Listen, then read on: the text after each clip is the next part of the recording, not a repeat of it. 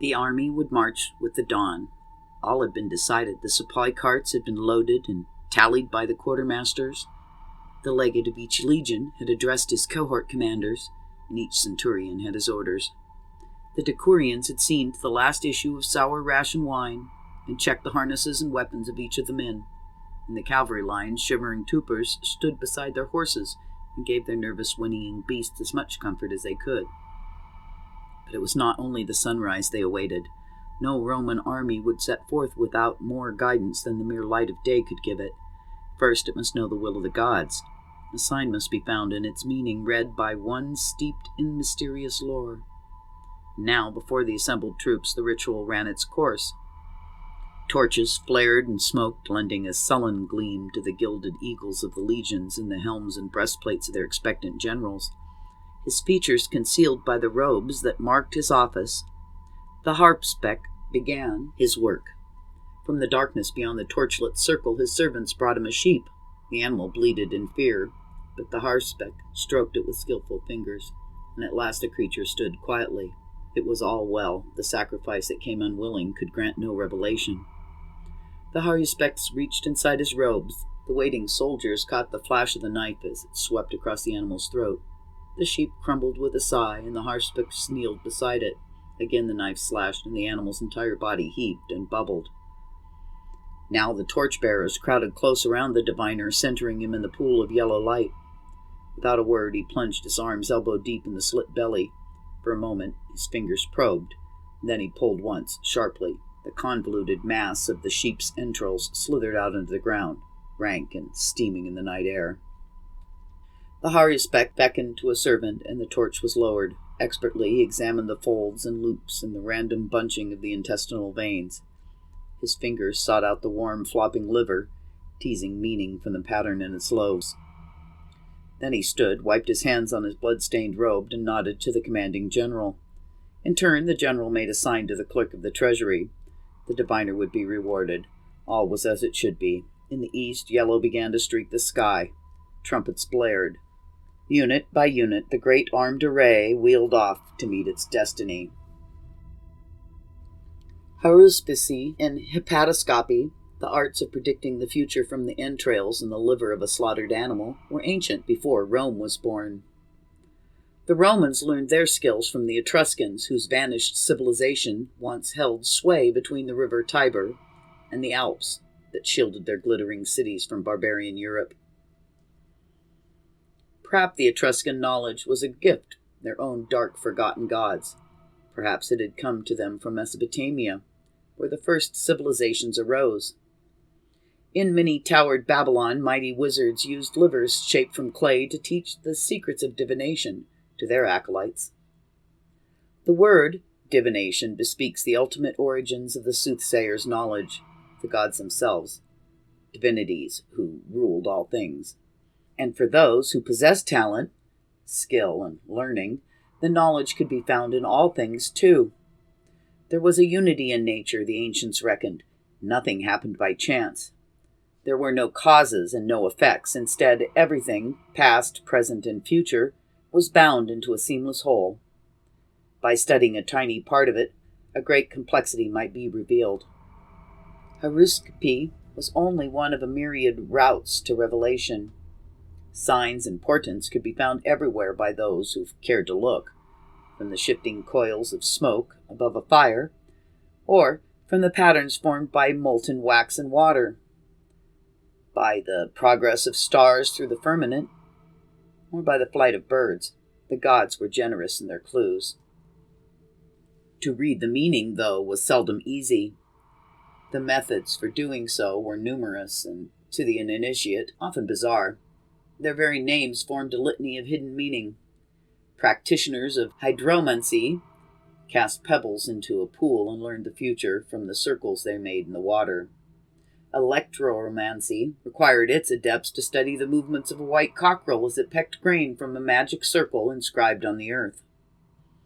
Those who were well versed in the skills of amniomancy could read the future in the birth cowl of a newborn child. And seers trained in the art of jeloscopy learned much more from the pitch and rhythm of a person's laughter. Practitioners of chiromancy, the reading of hands, opened the book of fate by interpreting the lines, whorls, and mounds of a human palm. To a chiromancer, these features represented an account of their owner's past, present, and future, written with the skin's own alphabet, in a language whose intricate grammar had been studied for millennia throughout the world. Ostrogalomancy entailed the casting of lots, the knuckle bones of sheep, sticks, pebbles, or in latter ages, dice. Shaken and scattered, these tokens displayed seemingly random patterns that, if properly interpreted, could indicate the will of the gods.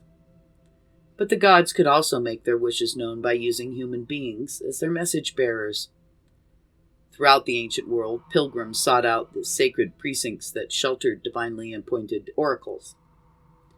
The most famous of these was at Delphi in Greece, reputedly the center of the world. Long ago, a temple was built there over a volcanic crack in the rock. Beside a fuming chasm, the appointed priestess, the Pythoness, as she was called, after a legendary snake that had once guarded the shrine, sat upon a tripod and did her visionary work.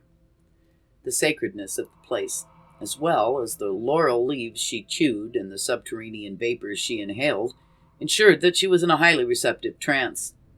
Initially, the Pythoness responded directly to her questioners, but there soon grew up a tradition of priestly intermediates who received the question, listened to the incoherent mumbling of the oracle, and prepared an appropriate reply, generally written out in verse.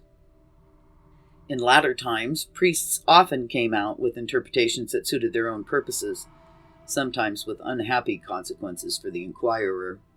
Even if they fulfilled their duties honestly, their utterances could be obscure.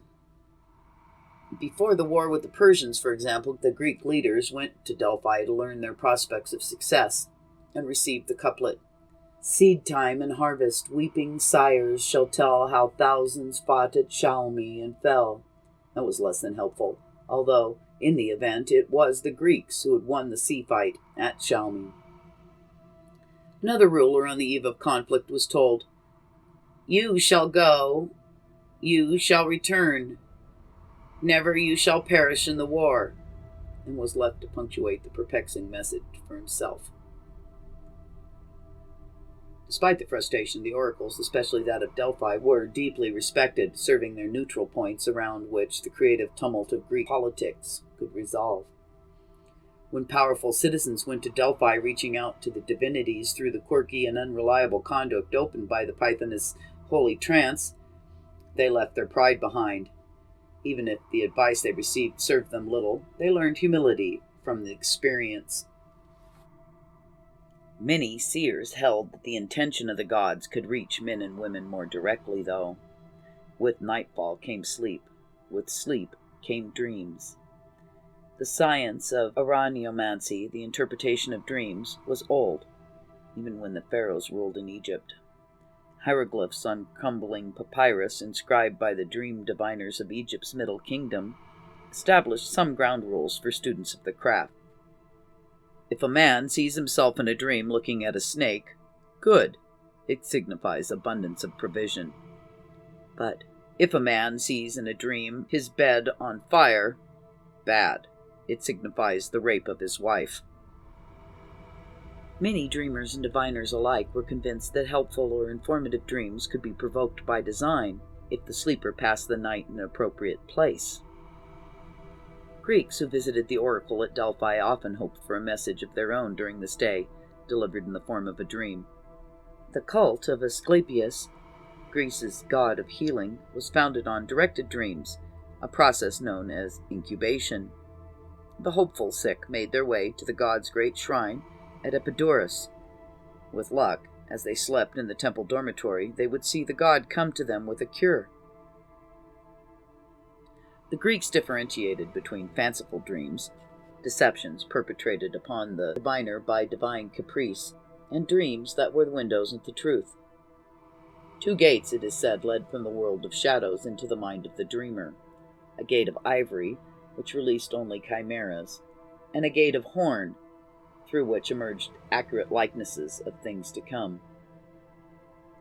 It was through this second portal that a vision came to Penelope, wife of Odysseus, royal general of the Greek troops in the war of Troy. During her husband's long absence, she was plagued by a horde of suitors demanding that she give herself in marriage. She was, they insisted, a widow, for many years had passed without word from her lord. Daily they visited her to drink deep from her wine barrels and feast on rich provisions that the laws of hospitality demanded that she supply. Making themselves at home in her house, they cajoled her with lips moist with ill-suppressed lechery, their eyes straying to the jewels on her bosom and the fat flocks that grazed outside her door. One day a stranger interrupted their revelry. He was as threadbare as any beggar, but his form and manner hinted of a higher birth. He claimed to be an old acquaintance of Odysseus, prince from the island of Crete, who had befriended the hero and given him shelter during his travels.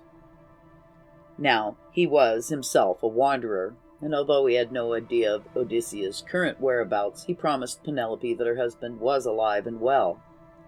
Warmed by these assurances, Penelope asked her guest to interpret a dream which had disturbed her.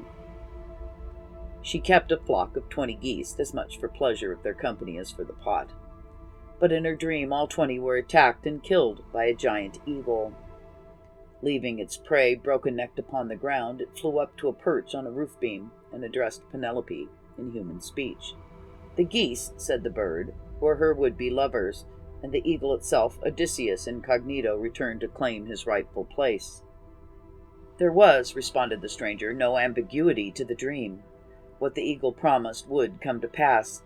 Penelope reminded her guest that the gods often sent false dreams through the gate of ivory. Only later, when the ragged visitor had slain his rivals and revealed himself as their long-lost spouse, would she accept that this prophecy had come to her through the truthful gate of horn. Sages elsewhere believed that dreams were best interpreted in a sense quite opposite of their obvious meaning. Such was the premise of an old Indian treatise on dreams. Nightmares in which the dreamer had his limbs or genitals hacked off, it is said, were omens of good fortune. Conversely, a dream of playing with a lotus was a warning of real-life amputation of arm or leg. A man who dreamed he was chained by iron was sure to marry a virgin. The treatise authors also noted that dreams that occurred early in the night were the last to be fulfilled, while those received shortly before the dawn were coming to pass even as the sleeper dreamed them. But of all the schools of divination, none was so potent nor terrible as the dark discipline that sought to pry the secrets of past and future from the sealed lips of the dead. Its practitioners were necromancers, most fearless and most feared of all soothsayers. Their method was powerful but perilous, and not to be used unless all else had failed. One of the earliest accounts of successful necromancy comes from the Old Testament, when King Saul of Israel, despairing of the strength of the Philistines, sent for a witcher woman out of Endor, and she called up for him the spirit of prophet Samuel, who promised the king success in battle. But the experience was a painful one. Saul fell at once full length upon the ground, filled with fear. The Roman historian Lucan told an even more harrowing tale of a summoning during the civil wars. Sextus Pompey, anticipating battle on the morrow with Caesar's host, asked the archwitch Erichtho for advice. She was a fearful woman who never hesitated to commit murder should the warmed life-blood from the slit throat be needed for her spells. But she agreed to help, provided a clear-voiced recent corpse could be found among the crop of dead from that day's skirmish. The witch selected a relatively undamaged cadaver, drained its veins, replenished them with a warm menstrual blood mixed with the froth of dogs suffering from hydrophobia, a lynx guts, the hump of a corpse-eating hyena, and other extraordinary ingredients.